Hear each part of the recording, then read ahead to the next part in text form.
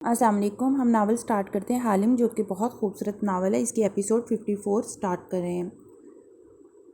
کیا آپ کو نہیں یاد سر؟ اب کہ ایڈم نے غور سے اسے دیکھا۔ فاتح نے سر جھٹکا۔ مجھے کیوں یاد نہیں ہوگا؟ پھر بات پلٹ دی۔ تم اچھے گارڈ ہو، مگر کام وہ کرو جو تمہارے دل کو پسند ہو۔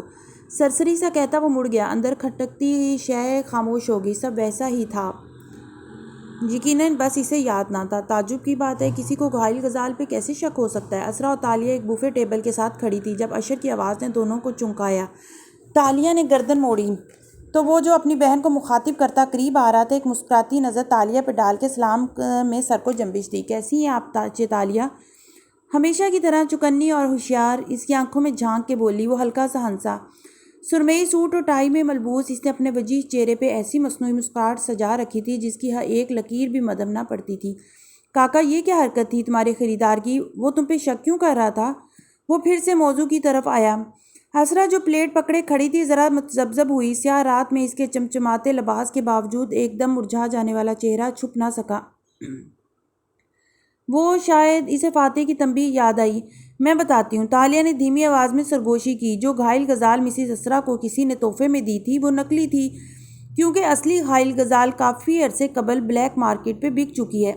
عرب شہزادہ بھی نقلی تھا اور ماہرین بھی۔ سو میں نے مسز اسرا کو اصلی پینٹنگ لا دی اور نقلی کو ہم نے ڈسٹ بن میں پھینک دیا۔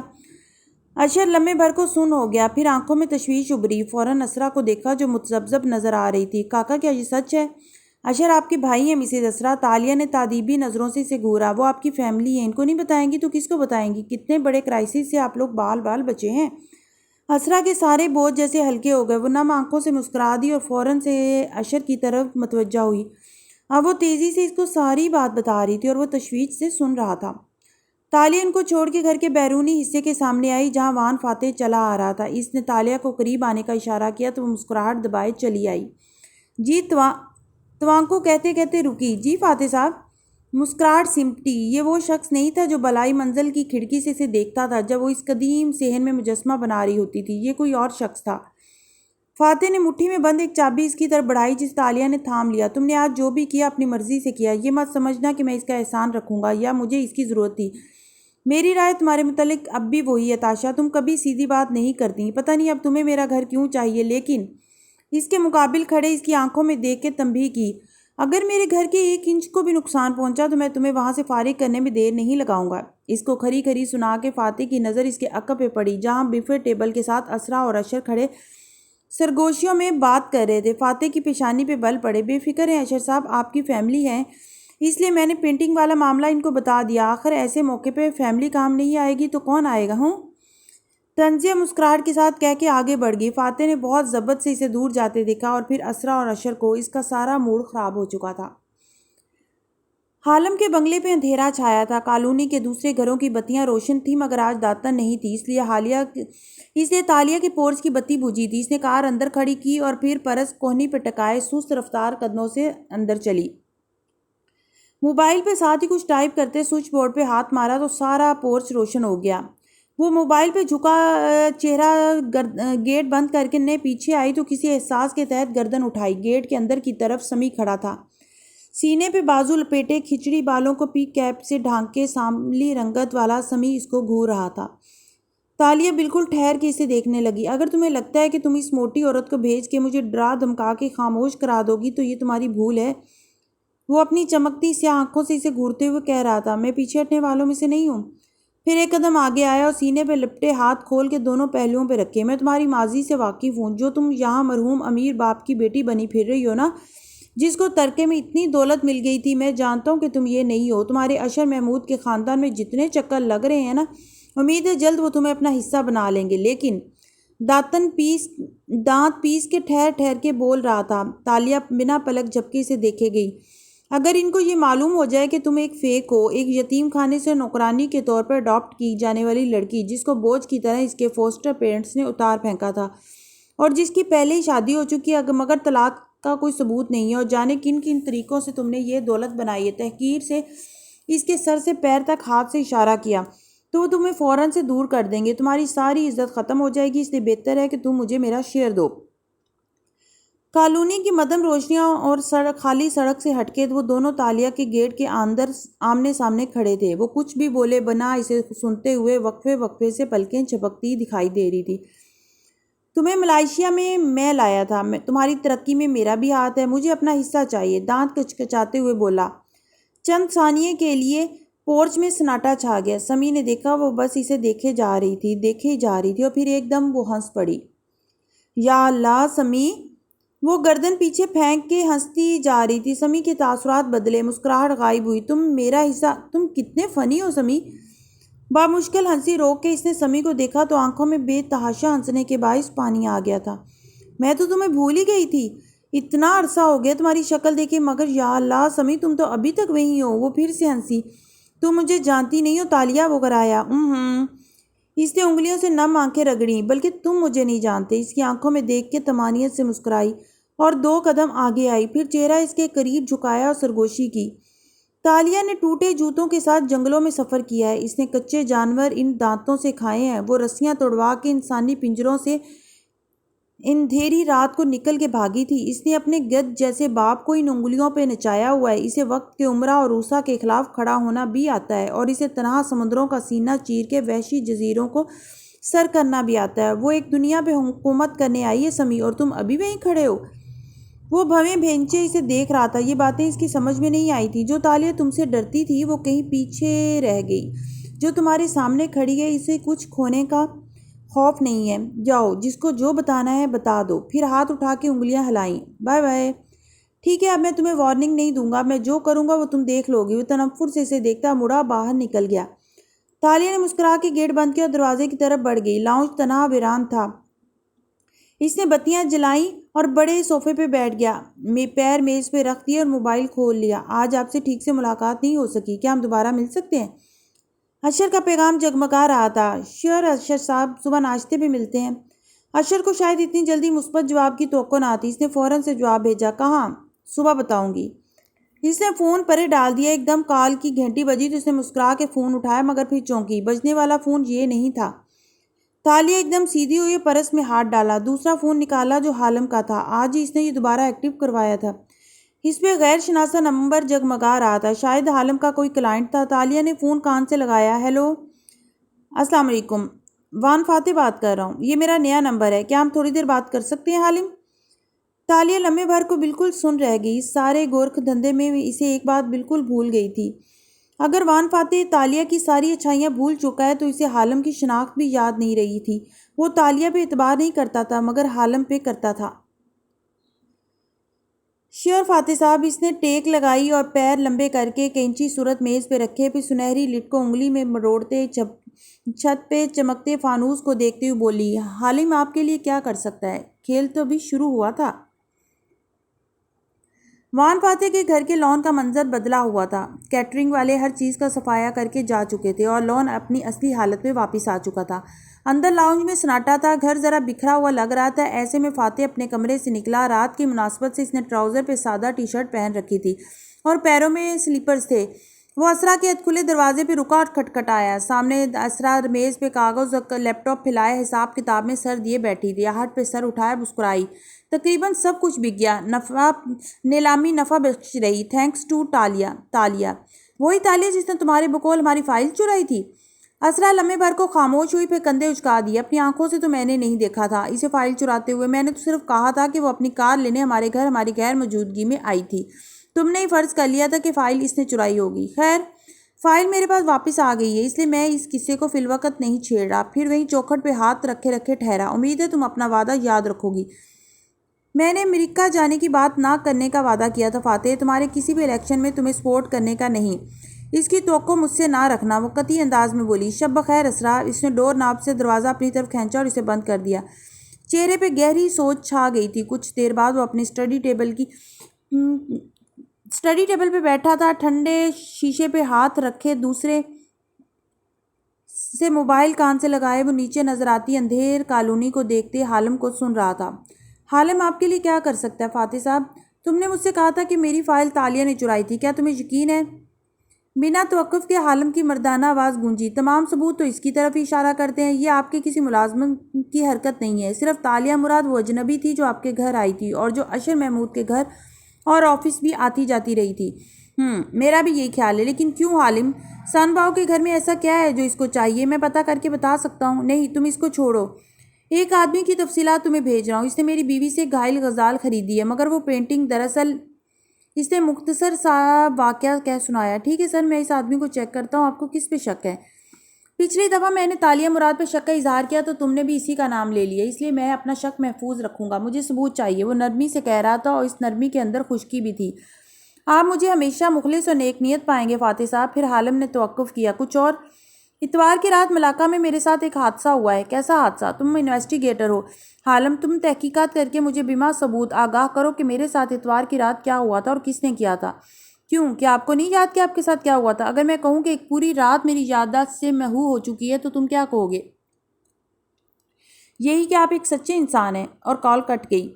فاتح نے کھڑکی سے ہاتھ اٹھایا تو اس میں 5 انگلیوں کا نشان ثبت ہو چکا تھا۔ اس نے گہری سانس لی تو دھواں سا شیشے پہ بکھر گیا اور وہ نشان دھندلا ہو گیا۔ دھندلے شیشے کے پار نیچے سیاہ رات میں ڈوبی کالونی خاموشی سے وقت گزرنے کا انتظار کرتی رہی۔ بارسن نیشنل کا آفس دیکھ کے معلوم نہیں ہوتا تھا کہ اس کے فرش تلے ایک بڑا سا مال بنا ہے۔ کہاں دفتری ماحول کے برعکس رنگوں اور روشنیوں کی بہار ہے۔ مال کی گیلریز میں شاپنگ کرتے لوگ ٹہل رہے تھے، دکانیں کھل چکی تھیں اور فوڈ کورٹ میں کھانے کی خوشبو پھیلی تھی۔ ایسے میں اشر محمود مسکراتا ہوا فوڈ کورٹ کی طرف چلتا آ رہا تھا۔ اس کے ساتھ اس کی رفتار سے بامشکل ملتا رملی ہانپتے ہوئے کہہ رہا تھا، سر جعفر صاحب وہ خریدار بہت سیکھ پا ہیں، قانوناً ان کو پینٹنگ کی قیمت ادا کرنی ہوگی۔ ہم نے ان سے وعدہ کیا تھا کہ پینٹنگ نقلی ہوگی۔ اور اشر ایک دم رکا، اس کی طرف گھوما۔ رملی بھی ہڑبڑا کے رکا۔ اشر نے اس کے سینے پہ انگلی رکھی۔ میں نہیں، تم نے وعدہ کیا تھا اس سے۔ دانت پیس کے مسکراتے ہوئے اسے گھورا۔ واللہ اگر اس آدمی کا مجھ سے کوئی بھی تعلق ثابت ہوا تو تمہیں اس مال کی چھت سے کود جانے پہ مجبور کر دوں گا۔ نہیں ہوگا سر، کبھی نہیں ہوگا، وہ جلدی سے کہنے لگا۔ دونوں آمنے سامنے فوڈ کورٹ کے دہانے پہ کھڑے تھے اور اطراف میں لوگ آ جا رہے تھے۔ میں نے ہر چیز بہترین انداز میں پلان کی تھی اور ہاں، تبھی عین وقت پہ پینٹنگ کا راز کھل گیا۔ ایڈیٹ۔ اشر مصنوعی مسکراہٹ برقرار رکھے پھر سے چلنے لگا تو رملی پیچھے لپکی۔ سر وہ چیتالیہ نے پتہ نہیں کیسے… چیتالیہ دکھاوے کی شوقین بگڑی امیر زادیوں میں سے ہے۔ اس کے پاس اصلی پینٹنگ تھی تو اس نے دکھاوا کرنا ہی تھا۔ اپنی ناکامی اس کے سر مت ڈالو۔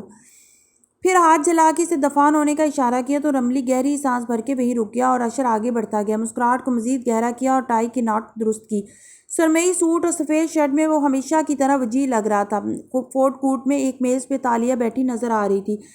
سنہرے بالوں کا جوڑا بنائے، وہ گرے اسکرٹ پہ سفید منی کوٹ پہنے، گردن میں گرے رومال کی گرہ باندھے کافی کے گھونٹ پی رہی تھی۔ ایک گھنگریالی لٹ گال پہ جھول رہی تھی۔ اشر کو آتے دیکھ کے مسکرا کے لٹ پیچھے کی اور کپ رکھا۔ مجھے امید نہیں تھی کہ آپ کی صبح کا مطلب واقعی صبح ہوگا، وہ حشاش بشاش سا کہتا سامنے بیٹھا۔ مجھے وعدے اور دوستی دونوں کو نبھانا آتا ہے اشر صاحب۔ وہ مسکراتی ہوئی تازہ دم لگ رہی تھی۔ سب سے پہلے تالیہ، اشر نے دونوں ہاتھ اٹھا کے کہا، آپ کا بہت شکریہ۔ کل آپ نے ہمارے خاندان کو جس کرائسس سے بچایا، آبنگ نے تو ٹھیک سے شکریہ ادا نہیں کیا ہوگا، اس لیے میں… شکریہ کہنا تو درکنار، وہ تو آخر میں بھی مجھ سے خفا ہی تھے۔ اس نے اداسی سے سر جھٹکا اور کپ اٹھایا۔ پھر رکی، آپ کافی لیں گے؟ نہیں شکریہ، جب آپ کا ٹیکس ملا میں کافی ہی پی رہا تھا۔ خیر آبنگ خفا کیوں تھے؟ کیونکہ انہوں نے اسرا کو کسی سے یہ بات کرنے سے منع کیا تھا اور میں نے آپ کو بتا دیا۔ آپ تو فیملی ہے نا، مطلب وہ آپ کو کیوں کر اپنے دائرے سے نکال سکتے ہیں؟ اس نے خفگی سے سر جھٹکا اور گھونٹ بھرا۔ اشر مسکراتا رہا، البتہ اس کی گردن میں گلٹی سی ڈوب کے ابھری۔ انہوں نے جلد یا بدیر مجھے بتانا ہی تھا، ہم ایک فیملی ہیں۔ ظاہر ہے ان کو بتانا چاہیے تھا۔ اب اگر وہ عرب شہزادہ حقیقتاً شہزادہ نہیں تھا تو اس میں آپ کا کیا قصور؟ لیکن میں نہیں چاہتی کہ آپ کے بہنوئی اور آپ کے درمیان کوئی بدگمانی پیدا ہو۔ آپ اپنے فیس بک سے وہ تصویر اتار دیں۔ کون سی تصویر؟ وہ چونکا۔ تالیہ نے جواب میں حیرت سے اسے دیکھا، کپ نیچے رکھا۔ ارے 1 سال پہلے کی ایک سفارت خانے کی تقریب کی تصویر جس میں آپ شہزادہ جاسم کے ساتھ کھڑے نظر آ رہے ہیں، اور ساتھ میں اس کا وہ مینیجر بھی ہے جو اسرا سے شہزادہ جاسم بن کے ملا اور بعد میں اس کے مالک نے کہہ دیا کہ یہ میرا کزن ہے۔ اگر فاتح صاحب نے وہ تصویر دیکھی تو وہ بدگمان ہو جائیں گے۔ حالانکہ دیکھا جائے تو آپ دن میں سینکڑوں لوگوں سے ملتے ہیں، آپ کو ہر ایک کی شکل تھوڑی یاد رہتی ہوگی۔ اشر نے بدک مسکراہٹ قائم رکھی۔ میں نہیں جانتا آپ کس تصویر کی بات کر رہے ہیں، لیکن میں نے کچھ کیا ہی نہیں تو میں کیوں تصویر اتاروں؟ وہ پر اعتماد تھا اور آبنگ مجھے اچھی طرح جانتے ہیں، وہ کبھی میرے لیے اتنا برا نہیں سوچ سکتے۔ اوہ پھر میں مطمئن ہوں۔ پھر جیسے یاد آئے، شاید وہ تصویر آپ کے نہیں کسی ٹورازم کے پیج پہ دیکھی تھی میں نے۔ خیر جانے دیں۔ ارد گرد ٹہلتے لوگ، مال کی رونقیں، اشر کو اپنے اس کے درمیان پھیلے تناؤ میں کچھ یاد نہیں رہا تھا۔ وہ جبراً ہنوز مسکرائے جا رہا تھا۔ خیر، آپ مجھ سے کیوں ملنا چاہتے تھے؟ وہ معصومیت سے بولی تو اشر نے اطراف میں دیکھا۔ تھوڑی دیر قبل میں شاید کہتا کہ ناشتے کے لیے، یہاں کا کارنر والا ریسٹوران میرا پسندیدہ ہے، مگر آپ شاید ناشتے کی بجائے بات چیت کرنا چاہیں گی، تو کیوں نہ آپ بتائیں چیتالیہ کہ کل رات والے آپ کے احسان کے بدلے میں آپ کے لیے کیا کر سکتا ہوں؟ وہ اس کی آنکھوں میں جھانک کے پوچھ رہا تھا۔ وہ دونوں جانتے تھے کہ وہ کل رات والے احسان کی نہیں، اس تصویر کو فاتح کو نہ دکھانے کی بات کر رہا تھا۔ میرے پاس دولت، مقام، جائیداد سب ہے اشر صاحب، لیکن ہاں، ایک چیز کی ہے جو آپ مجھے دلوا سکتے ہیں۔ وہ کونیاں میز پہ جمائے آگے ہوئی۔ حکم کیجیے۔ مجھے بارایسن نیشنل، ابرو سے چھت کی طرف اشارہ کیا۔ مال کی چھت سے اوپر ایک فلور بارایسن نیشنل کا ہیڈ آفس تھا۔ میں جاب چاہیے۔ جاب؟ واقعی؟ اس نے تعجب سے ابرو اچکائے۔ آخری دفعہ جب ہم میرے آفس میں ملے تھے تو آپ نے کہا تھا آپ کو سیاست میں کوئی دلچسپی نہیں۔ اس بات کو ایک زمانہ بیت گیا، 6 دن بھی نہیں گزرے تالیہ۔ خیر، میں سمجھ سکتا ہوں کہ آپ سوشل ورک کی شوقین ہیں اور آپ کو لگتا ہے کہ آپ سیاسی پارٹی میں یہ کام کر سکتی ہیں۔ اچھی سوچ ہے، مگر یاد رکھیے گا سیاسی پارٹی میں کام کرنے پہ آپ کو ملے گا کچھ نہیں۔ تو آپ کیوں کرتے ہیں؟ کیونکہ صرف 2 عہدے ایسے ہیں جو پے بیک کرتے ہیں، ایک سیاستدان ہونا یا دوسرا کسی سیاستدان کا کنگ میکر ہونا۔ ایک میں ہوں اور ایک میں رہ چکا ہوں۔ اس کے علاوہ تمام جابز بیکار ہیں۔ تو کوئی بیکار جابز ہی دلوا دیں آپ مجھے، کوئی اعلیٰ عہدہ۔ اس نے کافی پیتے ہوئے شانے اچکائے۔ اشر نے تھوڑی کو ناخن سے رگڑتے سوچا۔ فنانس ڈپارٹمنٹ میں یا میڈیا اسٹریٹجی کمیٹی میں آپ کو بہت اچھی جاب مل سکتی ہے۔ آپ کو میڈیا اسٹریٹجی میں ہونا چاہیے، سیلری بھی اچھی ہوگی اور جاب بھی اسٹیٹس والی ہے۔ آپ سی وی لائی ہیں؟ جی بالکل، اس نے پرس کی طرف اشارہ کیا۔ اوکے، تو پھر میرے ساتھ اوپر آئیں۔ وہ اٹھتے ہوئے بولا، ساتھ ہی کوٹ کا بٹن بند کیا۔ مگر امید ہے ایک بات آپ کو اچھی طرح معلوم ہوگی کہ میں بارایسن نیشنل میں کسی کو جاب نہیں دے سکتا، میں صرف سفارش کر سکتا ہوں۔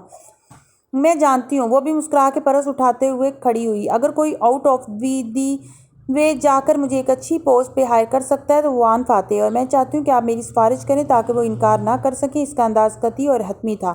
شیور، آبنگ آفس میں ہوں گے، چلیں ان سے بھی بات کر لیتے ہیں۔ وہ فوراً تیار ہو گیا تھا۔ اسے فاتح کے آفس میں صرف اشر کی سفارش سے جاب مل سکتی تھی، اس لیے وہ نہیں چاہتی تھی کہ فاتح یہ جان پائے کہ اشر نے گھائل غزال والی حرکت کی تھی۔ اشر محمود اس بات کو بخوبی سمجھ رہا تھا اور پہلی دفعہ اس کی رائے تالیہ کے بارے میں بدل رہی تھی۔ مرغی آج صبح سے ہی مسلسل کٹ رہی تھی۔ چوزے چوں چوں کرتے باغیچے میں بھاگتے پھر رہے تھے۔ بلی نے صبح حملے کی کوشش کی تو ایڈم کی ماں نوکیلی تار لے آئی اور چھوٹی دیواروں کی منڈیر پہ لگانے لگی۔ اسکارف لپیٹے آستین چڑھائے ایبو ٹھنڈی میٹھی دھوپ میں کھڑی تار لگا رہی تھی۔ دفتر کسی احساس کے تحت پیچھے دیکھا تو ایڈم کو برآمدے کے سٹیپ پہ بیٹھے پایا۔ وہ نوٹ پیڈ گھٹنوں پہ رکھے، قلم کا کنارہ لبوں پہ دبائے دور افق کو دیکھ رہا تھا۔ ابھی تک شب خوابی کی رفت ٹی شرٹ پہن رکھی تھی۔ کیا لکھ رہے ہو؟ اپنے ارد گرد کے ماحول کا گہرے مشاہدہ کر رہا ہوں، سوچ رہا ہوں کیا لکھوں۔ اصلی لکھاری لوگوں کو قلم اور کاغذ اٹھانے سے پہلے معلوم ہوتا ہے کہ انہوں نے کیا لکھنا ہوتا ہے۔ اگر وہ خالی کاغذ کو گھوریں تو یا تو ان کا موڈ نہیں یا وہ لکھاری نہیں۔ اور تمہیں لکھاریوں کے بارے میں اتنا کیسے معلوم ایبو؟ تمہارے تایا کسی زمانے میں شاعری کرتے تھے۔ ان کی چائے قہوے بناتے بناتے اتنی سمجھ تو آ ہی گئی تھی۔ وہ اس کی طرف پشت کیے تار لپیٹ رہی تھی۔ ایڈم نے سست روی سے ہاتھ کی پشتیں جمائی روکی، پھر اداسی سے دور آسمان کو دیکھنے لگا۔ کہانی لکھنا چاہ رہا ہوں ایبو۔ یہ تمہیں لکھنے کا شوق کب سے ہو گیا؟ جب سے ملاقہ گیا ہوں تب سے۔ میں دیکھ رہی ہوں ایڈم، جب سے مال واپس آئے ہو بدلے بدلے لگ رہے ہو۔ کوئی بات ہے کیا؟ وہ میک کے ساتھ تار کو لپیٹ کے گرہ باندھتے ہوئے بولی۔ نہیں، میں تو ویسا ہی ہوں۔ اس نے نگاہیں چراتے ہوئے کندھے اچکائے۔ مرغی کٹکٹاتی ہوئی اس کے قدموں کے قریب آ کھڑی ہوئی۔ چوزوں کا گول بھی پیچھے لپکا۔ پھر اس لکھنے کے شوق کو چھوڑ دو اور نوکری تلاش کرو۔ بغیر نوکری کے فاطمہ کے گھر والے شادی نہیں کریں گے ایڈم، اور شادی صرف 2 ماہ رہتے ہیں۔ پیسے آ جائیں گے ماں، بہت جلد۔ اس نے بے پرواہی سے کہا اور پیڈ پہ جھک گیا، قلم کھولا، الفاظ اتارنے لگا۔ ایبو نے تار کا آخری سرا باندھا اور پھر ستائش سے اسے دیکھا۔ دیوار کی منڈیر پہ سرحدی علاقے جیسی گول گول تار لگ چکی تھی۔ اب بلی کوئی جسارت کر کے تو دکھائے ایبو۔ ایڈم کا دماغ بھٹکنے لگا تو اسے پکارا۔ وہ مڑ کے اسے دیکھنے لگی۔ نکھری دھوپ میں برآمدے کی سیڑھیوں پہ بیٹھا ایڈم بن محمد غمزدہ لگ رہا تھا، کسی اور کے لیے غمزدہ۔ اگر کوئی انسان کسی کو دوسرے کو بھول جائے، ایسے بھول جائے جیسے یادداشت کھو جاتی ہے، جیسے سمندر میں جہاز ڈوب جاتا ہے اور دوسرا انسان مسلسل تکلیف میں ہو، تو اس دوسرے کو کیا نصیحت کرنی چاہیے؟ دوسرا تکلیف میں کیوں ہے؟ ایبو اس کے سامنے آ رکی، غور سے اس کے چہرے کو دیکھا۔ دوسرے کو پہلے سے محبت تھی اور اب اس کی بے اتنائی اس کے لیے تکلیف بن رہی ہے۔ اور تیسرا کیا چاہتا ہے؟ ایڈم نے چونک کے اس کو دیکھا۔ وہ تیز دھوپ میں کھڑی تھی، اس لیے اس کا چہرہ واضح دکھائی نہ دیتا تھا۔ تیسرا بس یہ چاہتا ہے کہ دوسرے کو تکلیف نہ ہو۔ پھر اس کو چاہیے کہ دوسرے کو بتائے کہ زندگی میں ایسا ہو جاتا ہے، کبھی جو دل کے بہت قریب تھا وہ یوں بے پرواہ ہو جاتا ہے جیسے ہم اس کے پیر کی خاک برابر بھی نہ تھے۔ لوگ ہمیں بھول کے اپنی زندگیوں میں آگے بڑھ جاتے ہیں اور ہم ان کی بے اتنائی سے مسلسل اذیت میں رہتے ہیں۔ تو ایسے وقت میں کیا کیا جائے؟ یہ سمجھ لیا جائے کہ کوئی تیسرا یا چوتھا کسی دو لوگوں کے رشتے کو توڑوا نہیں سکتا۔ رشتوں کو وہ دو لوگ خود بھی ہی توڑتے ہیں، جوڑتے ہیں۔ یہ ہمارا مالک ہوتا ہے، ہمارا اللہ تعالیٰ، جو لوگوں کو ہماری زندگیوں میں لاتا ہے۔ رشتوں کو وہ دو لوگ خود بھی نہیں توڑتے، یہ ہمارا مالک ہوتا ہے، ہمارا اللہ تعالیٰ، جو لوگوں کو ہماری زندگیوں میں لاتا ہے اور ہمارے دلوں میں ان کی محبت ڈالتا ہے۔ وہی ہنساتا ہے، وہی رلاتا ہے، وہی مردہ ہوئے دلوں کو میں محبت زندہ کرتا ہے اور وہی ان لوگوں کو پھر ہماری زندگی سے لے بھی جاتا ہے۔ دل اللہ کے ہاتھ میں ہوتے ہیں، وہی ان کو الٹتا پلٹتا رہتا ہے۔ اللہ تعالیٰ ایسا کیوں کرتے ہیں؟ کیوں کا جواب ڈھونڈنے سے اذیت کم تو نہیں ہو جائے گی بیٹا۔ جس ہمیں تکلیف ہو تو ہم جان جاتے ہیں کہ کوئی شے درد دے رہی ہے، پھر ہم اس شے کو درد سے دور کرنے کی سیکھ کرتے ہیں، کبھی دوا لے کر، کبھی چبھا ہوا کانٹا نکال کے، کبھی گرم توے سے ہاتھ دور لے جا کے۔ جب بھی کچھ تکلیف دیتا ہے تو ہمیں اپنے آپ کو اس سے دور کرنا ہوتا ہے۔ میں انسانی رشتوں کی بات کر رہا ہوں، محبتوں کی۔ محبت تو راحت دیتی ہے، تکلیف نہیں۔ اگر یہ تکلیف دینے لگے تو یہ بھی ایک نشانی ہوتی ہے کہ خود کو اذیت دینے والے شخص سے دور کرنے کا وقت آ پہنچا ہے۔ کیا فرار اس کا واحد حل ہے؟ جس سے محبت ہے اس کو نہ دیکھو، اس سے دور چلے جاؤ۔ کیا ایسے دلوں کے روگ ٹھیک ہو جاتے ہیں؟ اکثر کے ہو جاتے ہیں۔ میں چاہتا ہوں وہ اس سے دور چلی جائے تاکہ اس کے دل کا روگ دور ہو سکے، مگر اس نے اسے ایسی مجبوری اور وعدے کے رشتے میں باندھ دیا ہے کہ وہ تکلیف سہتی رہے گی مگر اس کے ساتھ رہے گی اور ساتھ رہنے کے بہانے ڈھونڈے گی۔ وہ ایسے کانٹے کی طرح ہے جو اس کے دل میں چبھا ہے مگر وہ اسے نکال کے تکلیف کو کم نہیں کر سکتی۔ وہ اب باغیچے میں بھاگتے چوزوں کے ننھے پیروں کو دیکھتے ہوئے کہہ رہا تھا، تو پھر تیسرے کو چاہیے کہ ان دونوں کو ان کے حال پہ چھوڑ کے اپنی تکلیف کی فکر کرے۔ ایڈم نے سر جھٹکا اور پھر نگاہیں چرا کے چہرہ کاغذ پہ جھکا دیا۔ شکریہ ماں، مجھے لکھنے کے لیے موضوع مل گیا ہے۔ وہ ماں سے نظریں ملائے بغیر تیز سے ایک قدم کاغذ پہ چلانے لگا۔ ایبو دونوں پہلوؤں پہ ہاتھ رکھے افسوس سے اسے دیکھتی رہی۔ جس وقت اشر محمود نے آفس کا دروازہ کھولا، فاتح اپنی کرسی سے اٹھ کے کافی ٹیبل کی طرف جا رہا تھا۔ کوٹ سٹینڈ پہ ٹنگا تھا اور وہ سفید شرٹ اور اسٹریپ والی ٹائی میں ملبوس تھا، اور دروازہ کھلنے پہ گردن موڑ کے دیکھا۔ اشر کو وہاں دیکھ کے ہلکا سا مسکرایا اور کافی سٹینڈ تک آیا۔ خیریت؟ میرا ایک کام کرنا ہے آپ کو، اشر بشاشت سے کہتا سامنے آیا اور کھڑے کھڑے بولا۔ کسی کو جاب چاہیے اور میں چاہتا ہوں کہ آپ اس کو ہمارے آفس میں کوئی اونچا عہدہ دے دیں، ڈپارٹمنٹ ہیڈ بنا دیں یا کوئی بھی اچھی جاب، آپ یہ کر سکتے ہیں۔ فاتح نے پانی کی بوتل اٹھائی اور ڈھکن انگلیوں سے گھما کے بولا، میرٹ بنتا ہے اس کا؟ وہ ٹیلنٹڈ بھی ہے اور اہل بھی، مجھے یقین ہے وہ بہت اچھا اضافہ ثابت ہوگی۔ وہ وہیں میز کے کنارے کھڑا کہہ رہا تھا، ایش، یوں ایک دم کسی کو رکھنا آسان نہیں ہوتا، مجھے ایچ آر کو مطمئن کرنا ہوگا، پھر ایتھکس کمیٹی کو بھی مسئلے ہوتے ہیں۔ میں اس طرح کی تقرریوں سے کہتے ہوئے فاتح نے کافی میکر کا ڈھکن اٹھایا، بوتل اس کے اندر انڈیلی۔ پانی کی دھار گرنے لگی تو وہ بوتل اوپر لے گیا، کافی اوپر۔ پانی اب لمبی دھار کی صورت نیچے گرتا خانے کو بھر رہا تھا۔ اشر نے گردن اونچی کر کے پہلے اس کے ہاتھوں کی مہارت دیکھی، پھر اس کو دیکھا۔ آبنگ صاف بات کرتے ہیں، میں نے اتنے سالوں میں آپ کے کہنے پہ بہت سے غریب لوگوں کو اپنی فرم میں نوکریاں دی ہیں، پارٹی میں کارکنوں کو اپنی طاقت کے مطابق اکاموڈیٹ کرتا رہا ہوں، اس لیے مجھے آپ ایچ آر کے حوالے مت کریں۔ مجھے زبان دیجیے کہ آپ میری امیدوار کو ایک بہت اچھی جاب دلوا دیں گے۔ اپنے آس پاس دو ٹوک انداز میں بولا، شیئر، میں اس کی اہلیت کے مطابق اس کو یہاں جاب دلوا دوں گا، اسے بھیجو۔ پھر فاتح نے کین کھول کے کافی نکالی اور کافی میکر کے اندر ڈالی، ہر خانے میں اس کو ڈالا اور بٹن آن کیا۔ اسی دوران دروازہ کھلنے اور بند ہونے کی آواز آئی۔ وہ بوتل اور فلٹر پیپرز کو اپنی جگہ پہ سیٹ کر کے اسی بے نیازی سے مڑا تو دیکھا اشر کے ساتھ وہاں تالیہ کھڑی تھی۔ گردن میں رومال کی گرہ لگائے، سنہری بالوں کو جوڑے میں سمیٹے، وہ سادگی سے کبھی اس کو دیکھتی کبھی اشر کو، فائل سینے سے لگا رکھی تھی۔ وان فاتح نے دونوں ابرو اٹھا کے اسے دیکھا، سیریسلی؟ پھر جیسے تعجب سے سر جھٹک کے ہنسا، تالیہ، آبنگ نے مجھے زبان دی ہے کہ وہ تمہیں اپنے قریب بہت اچھی جاب دلوا دیں گے۔ ساتھ ہی اشر نے کلائی پہ بندی گھڑی دیکھی تو فاتح نے ہاتھ سے اشارہ کیا، ٹھیک ہے تم جاؤ، تاشا تم بیٹھو۔ اشر نے جانے سے قبل اس کی آنکھوں میں دیکھ کے یاد دہانی کروائی جیسے کہہ رہا ہو، آبنگ آپ یہ ضرور کریں گے کیونکہ میں بھی آپ کے کام کرتا رہا ہوں۔ فاتح نے خاموشی سے اس بات میں سر کو جنبش دی۔ وہ دونوں کمرے میں تنہا رہ گئے تو تالیہ کرسی پہ بیٹھی اور فائل سامنے رکھ دی، گردن اور کندھے سیدھے رکھے۔ اب وہ خود اعتمادی سے فائل کو دیکھ رہی تھی۔ تو تمہیں بارسن نیشنل میں اچھی جاب چاہیے؟ اینک لگاتے ہوئے سامنے کرسی پہ بیٹھا اور فائل اٹھا کے کھولی۔ انداز پروفیشنل ہو گیا۔ رات والے واقعے کا کوئی ذکر نہیں تھا۔ جی سر۔ وہ اس کے کاغذات کو پڑھ رہا تھا۔ کونے میں رکھے کافی میکر سے پانی ابلنے کی آواز آنے لگی۔ ماسٹر میں تم نے پولیٹیکل سائنس یا IR یا سوشیالوجی نہیں پڑھی، لیکن کوئی بات نہیں، اس نے صفحہ پلٹایا۔ تمہارے مارکس اچھے تھے، لاہور سے کیا تھا تم نے ماسٹر؟ وہ خود کلامی سے انداز میں بولی۔ KL سے تم نے چند آرٹ کورسز کیے، پینٹنگز اور مجسمے بنا سکتی ہو، رائفل شوٹنگ کا کورس، جمناسٹک۔ پانی ابلنے کی آواز بلند ہوئی تو کافی کی مہک اس کے نتنوں سے ٹکرانے لگی۔ وہ خاموشی سے اس کو اپنی فائل پڑھتے دیکھے گئی۔ CV اتنے متاثر کی نہیں ہے، لیکن تمہاری اشر سے وعدہ کیا ہے۔ اب اس نے واپس پہلا صفحہ پلٹایا اور رک کے اس کا نام پڑھنے لگا۔ تالیہ مراد بنت مراد راجہ۔ پھر اینک کے اوپر سے آنکھیں اٹھا کے اسے دیکھا اور مسکرایا۔ تمہارے دادا کو بھی تمہاری طرح تاریخ سے دلچسپی تھی کیا؟ کیونکہ انہوں نے اپنے بیٹے کا نام ملاکا سلطنت کے ایک بندھارا کے نام پہ رکھا ہے۔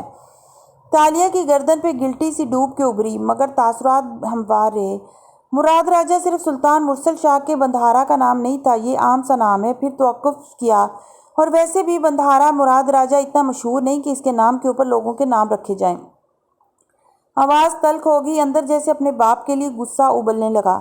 مشہور ہونے کی بات نہیں ہوتی تاشا، مراد راجہ تاریخ کا ایک عظیم کردار تھا، اور اس کو میرا خیال ہے لوگ مس یوز کرتے آئے تھے۔ وہ ایک اچھا آدمی تھا، مگر ہمارے سوشلائٹ لڑکوں کو تاریخ کی گہرائی میں جانے کا شوق نہیں ہوتا، افسوس۔ فاتح کی نظریں فائل پہ جھک گئی تو وہ ضبط سے بولی، تاریخ ویسی نہیں ہوتی جیسی مورخ قلم بند کرتے ہیں۔ مگر وہ نہیں سن رہا تھا۔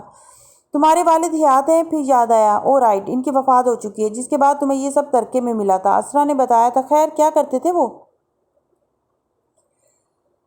سیاستدان تھے، بہت دانا، بہت زیرک انسان تھے، اور ان کی وفات نہیں ہوئی۔ فاتح نے چونک اسے دیکھا اور سادگی سے کہہ رہی تھی، جب آخری دفعہ میں نے انہیں دیکھا تھا تو وہ زندہ تھے اور صحیح سلامت تھے۔ ہاں، اب ان کی قبر بھی ہے، اور وقت کی دھول میں وہ قبر ملیا مٹ ہو چکی ہوگی، مگر میرے لیے وہ ابھی بھی زندہ ہیں۔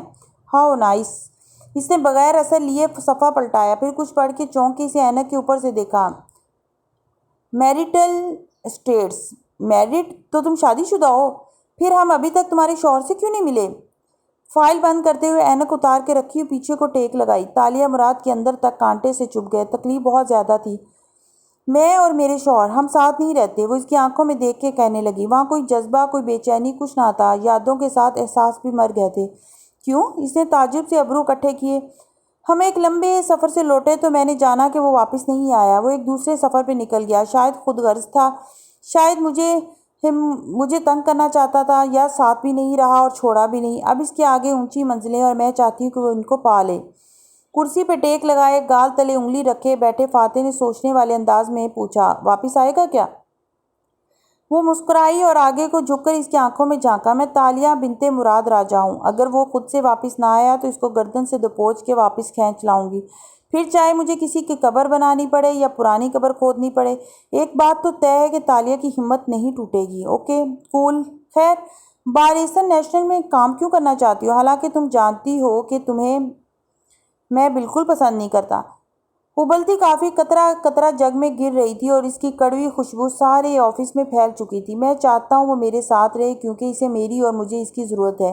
4 ماہ قبل تالیہ کو ایک بددیانت اور سطحی سوشلائٹ کے طور پہ جانتا تھا، جس نے میری فائل چرائی تھی۔ اگر چیزیں واپس اسی مقام پہ پہنچ جائیں تب بھی میں یہی چاہوں گا کہ وہ میرے ساتھ رہے، بھلے میں اسے ناپسند کروں، اسے دھتکاروں، مگر میں چاہتا ہوں کہ وہ تب بھی میرے ساتھ رہے۔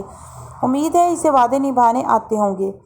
اس نے بہت سی کڑوی مہک اندر اتاری اور مسکرا کے گویا ہوئی، آپ کے ساتھ کام کرنا میری CV کو 4 چاند لگا دے گا۔ کچھ عرصے کی جاب سے مجھے مستقبل میں بہتر جابز مل جائیں گی، اور میں ایک اعلیٰ عہدے اسی لیے بھی چاہتی ہوں کیونکہ مجھے لیڈ کرنے کی عادت ہے، لیڈ ہونے کی نہیں۔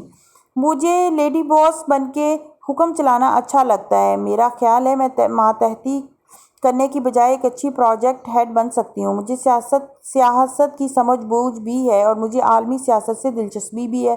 آپ مجھے کام دلوا دیں، میں ہر کام کر سکتی ہوں۔ اعلیٰ عہدے کا مطلب ہے کام کا بہت زیادہ بوجھ، اور جہاں تک میں اپنے معاشرے کو جانتا ہوں، نازک سوشلائٹس دن کے 12 بجے اٹھتی ہے، ان کی ساری زندگی شام کو ہونے والی پارٹی کا گاؤن منتخب کرنے تک محدود رہتی ہے۔ اگر میں تمہیں کوئی بہت بڑا عہدہ دے بھی دوں تو کیا تم کام کر لو گی؟ وہ سنجیدہ تھا، کافی ابل ابل کے جگ کو بھر چکی تھی اور پھر مشین ٹھنڈی پڑ گئی۔ میرا آپ سے وعدہ ہے کہ آپ مجھے جو کام جب بھی اور جتنا بھی دیں گے میں بغیر شکایت سے مکمل کر کے دوں گی۔ میں سب کر سکتی ہوں، آپ جلد جان جائیں گے۔ تمہارے کوئی سوشل ورک، لوگوں کی بہبود وغیرہ کے عزائم نہیں ہیں؟ میں جھوٹ نہیں بولوں گی، گو کہ مجھے بہت اچھی سیاسی سمجھ بوجھ ہے، مگر میں یہ نہیں کہوں گی کہ میں BN میں اس لیے آنا چاہتی ہوں کہ میں ملائیشیا جیسے ایک تیسری دنیا کے ملک کو دنیا کا بہترین ملک بنا دوں گی وغیرہ وغیرہ۔ یا پھر تیسری دنیا کیا ہوتی ہے تاشا؟ اس نے ایک دم پوچھا تو وہ بولتے بولتے رکی، ابرو بھینج کے پوچھا، سوری، تیسری دنیا کا ملک ہونے کا کیا مطلب ہوتا ہے؟ وہ کہتے ہوئے کھڑا ہوا، کرسی دھکیلی اور کافی ٹیبل تک گیا۔ ترقی پذیر ملک، گو کہ ملائیشیا اب ایسا نہیں ہے، مگر میری بات کا مطلب تھا کہ سرد جنگ ایک بہت طویل جنگ تھی جو ہماری دنیا میں ہوئی تھی۔ یہ دراصل جنگ نہیں تھی، بس امریکہ اور روس کے درمیان ایک تناؤ، ایک تلخی تھی کہ کس کا نظام بہتر ہے، امریکہ کا کیپٹلزم، روس کا کمیونزم۔ وہ کیبنٹ کھول کے کافی کا مگ نکالتے ہوئے کہہ رہا تھا۔ تالیہ کرسی پہ ایک ترچھی اوکے سے دیکھنے لگی۔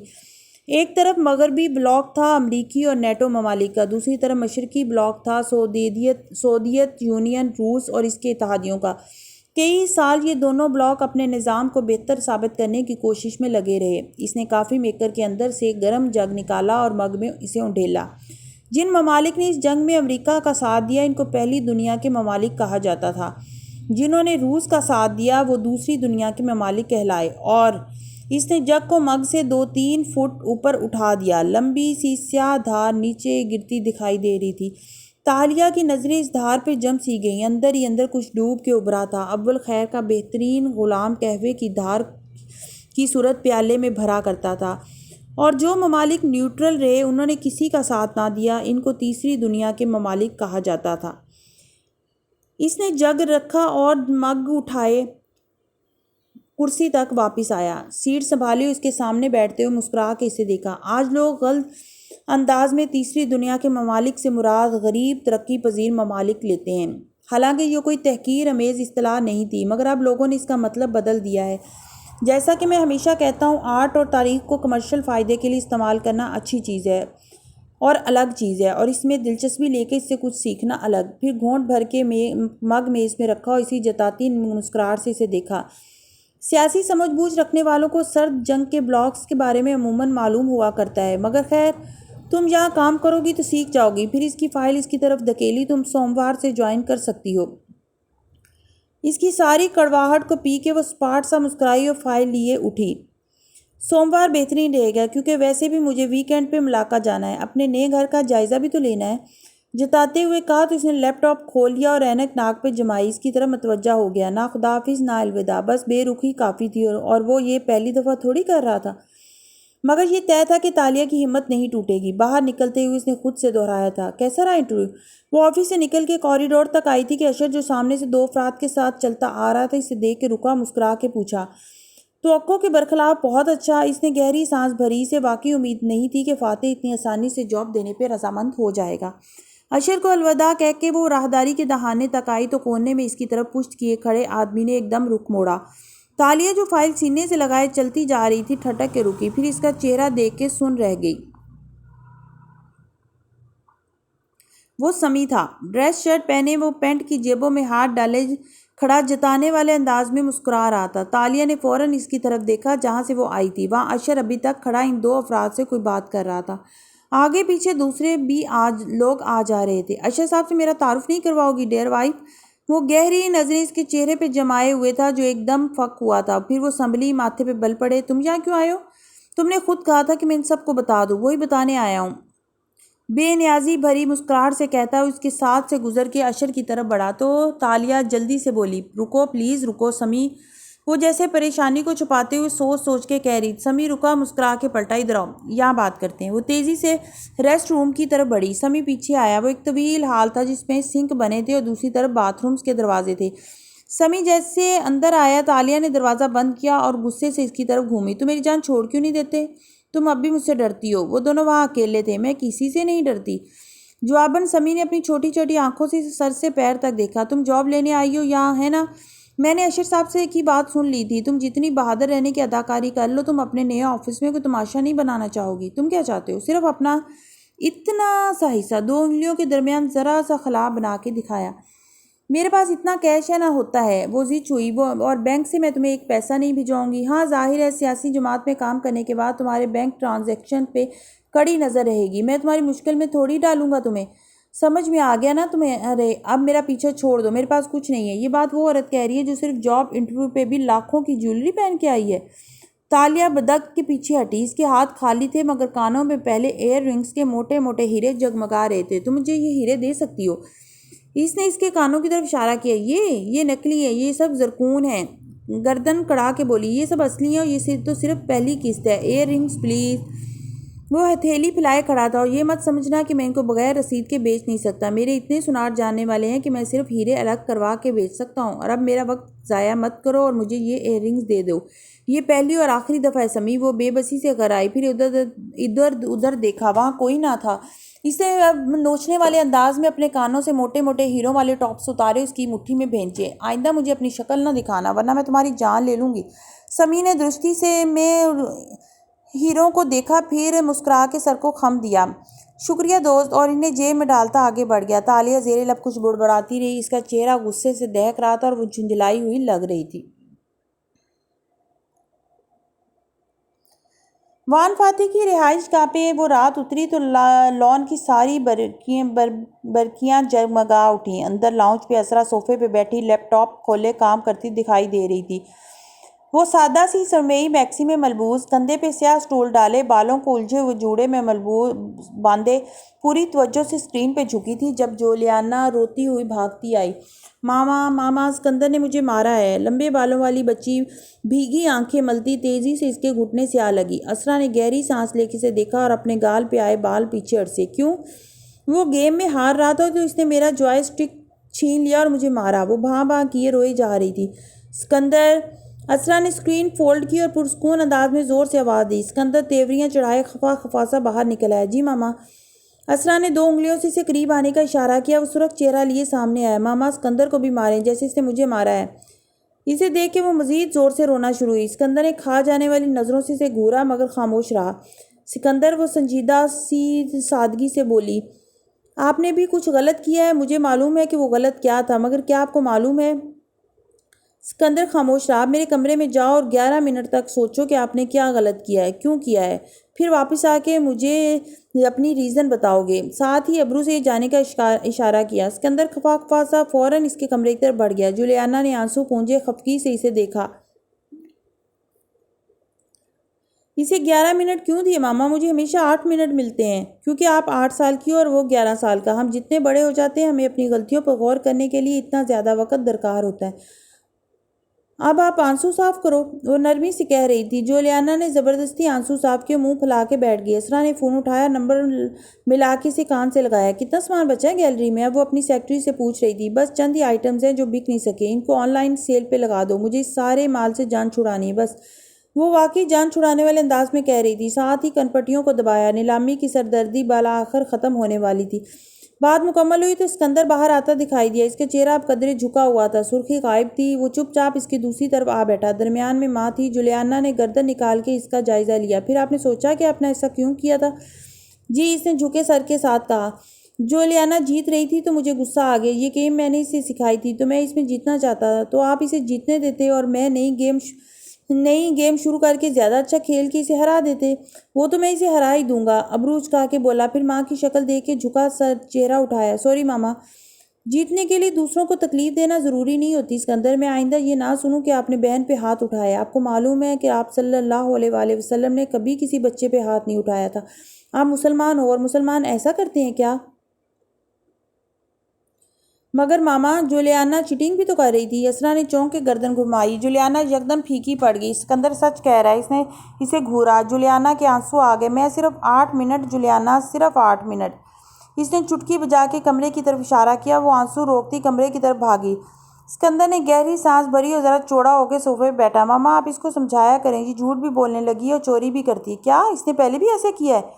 وہ متفکر ہوئی۔ جی ماما، یہ فرینڈ کی نوٹ بک کپڑوں میں چھپا کے لے آئی، میں نے دیکھ لی تو کہا کہ یہ غلط بات ہے، مگر ماما وہ آگے سے بدتمیزی سے بولی، ماما نے بھی تو ڈیڈ کے لاکر سے فائل نکال کے کپڑوں میں چھپائی تھی، ایسا کرنے سے گناہ نہیں ملتا؟ اسرا بنت محمود بالکل شل رہ گئی، دل دھڑکنا بھول گیا۔ کیا بیکار بات کر رہے ہو اسکندر، میں نے کب کچھ چھپایا؟ پھر غصے سے اس کا چہرہ دہکا۔ ماما مجھے پتا ہے جولیانا جھوٹ بول رہی ہے، وہ فوراً بولا تو اسرا نے تھوک نگلا۔ اگر یہ بات آپ کے ڈیڈ کو معلوم ہوئی تو وہ آپ دونوں سے ناراض ہو جائیں گے، وعدہ کرو آپ یہ بات ان کو نہیں کہو گے۔ اگر وہ ناراض ہوئے تو گھر نہیں آئیں گے۔ وہ گھبرا گئی تھی۔ آف کورس ماما، میں نہیں بتاؤں گا۔ اس نے جلدی سے ماں کا ہاتھ دونوں ہاتھوں میں لے کر دبایا۔